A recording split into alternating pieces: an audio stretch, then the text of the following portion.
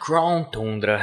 A segunda parte da DLC encerra a Expansion Pass de Pokémon Sword e Shield, adicionando um novo trecho de história em mapa, mais Pokémon introduzidos e novos modos de jogo. E hoje eu quero fazer uma breve análise da experiência que eu tive com a expansão e também o que eu achei dessa primeira experimentação com DLCs de maior peso na franquia. Essas são as minhas impressões da The Crown Tundra.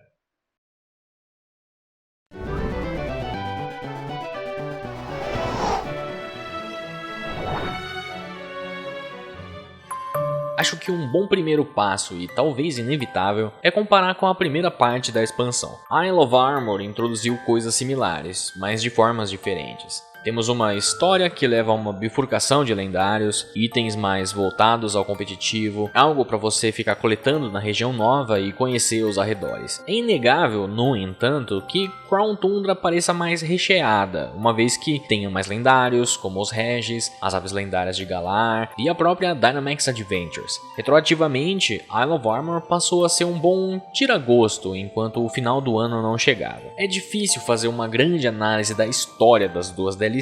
Elas são simples, curtas, têm o objetivo de te fazer gastar umas boas horas ali, assim como foi o Delta Episode e o episódio Rainbow Rocket, embora aqui eles não sejam tratados por episódios. Particularmente eu acho que eu gostei mais da história da Tundra, mas não por envolver mais história ou algo do gênero. Na verdade eu achei até um enredinho ali meio jogado do nada. Por exemplo, eu acho o rolê do Kubifu na Isle of Armor mais fácil de ser isolado, porque ela se trata de uma ilha mais afastada do continente. A Tundra é diretamente ligada a Galar, mas é como se ela não fizesse necessariamente parte da região, embora ela ainda tente até ficar num clima meio parecido ali de cavaleiros, reis, etc.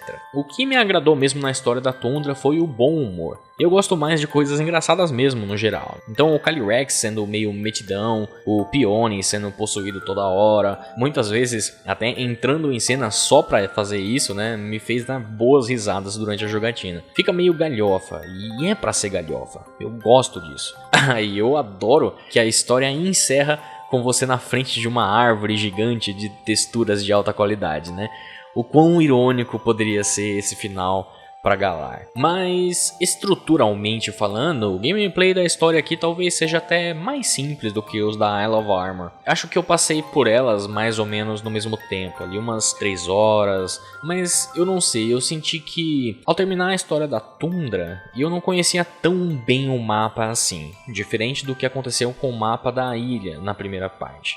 Uma vez que o novo mapa seja maior, fica também mais evidente que a história não precisava abraçar o mapa inteiro, porque é mais uma das coisas a se fazer na DLC, diferente na Isle of Armor, que parecia ser bem mais focada na ilha. No caso, eu não digo nem que uma é melhor do que a outra, afinal elas têm escopos diferentes. Eu confesso que não fui a fundo ainda direito nas Dynamax Adventures, apesar de eu ter jogado bastante, porque eu quero fazer mais Shiny Hunts dos lendários em live. Eu peguei boa parte dos lendários fora da Dynamax Adventures e até a data de gravação desse vídeo aqui ainda faltam os Regis principalmente. Eu gosto muito do que foi feito com os lendários na Tundra. Fazem 14 anos desde que um Regi novo foi introduzido, então o lance dos templos é bem legal. Como eu não peguei eles ainda, então eu não posso falar muito mais dessa parte em particular. Mas seguir as pegadas dos cavalinhos de Unova também foi algo muito interessante. Batalhar com eles e capturá-los são recompensas mais marcantes do que foi com os Diglets na ilha, já que o mais marcante nos Diglets é a própria jornada de encontrá-los, né? Ainda no caso dos cavalos, é interessante que o Keldeo também seja capturável, mesmo sendo um Pokémon mítico. Isso me faz lembrar de eventos como o caso do Darkrai, do Shaymin na 4ª geração, do Celebi na 2ª geração, mesmo do Deoxys em Omega Ruby Alpha Sapphire. Mas de alguma forma eu sinto que os Diglets foram uma maneira mais eficaz de ensinar os macetes do mapa, enquanto os cavalinhos eu já peguei todos e eu continuo começando a me achar só por agora por lá. Ainda assim eu acho que foi muito sagaz da parte deles usar as pegadas como ferramenta de exploração das diferentes áreas da ilha, ao invés de fazer isso com as aves, por exemplo. Falando nas aves, as aves. Que inteligente aproveitar que nós temos 3 grandes wild areas, né, para encaixar uma delas em cada. é um ótimo jeito de fazer com que a gente revisite esses lugares e também apresentar o contraste visual entre eles. A Wild Area do jogo base, meio que como um grande campo ou um parque grande e aberto, a ilha, né, sendo uma ilha praiana, e a nova região como uma tundra gélida de fato. Ainda tocando nos lendários, eu honestamente não achava que eles seriam visíveis no mapa, né? Tanto as aves quanto os cavalos, foi uma grata surpresa, eu diria. Principalmente considerando que Sword and Shield tem pontos altos, claro, mas ele também tem pontos baixos ali que parece que algumas coisas de fato não foram grande prioridade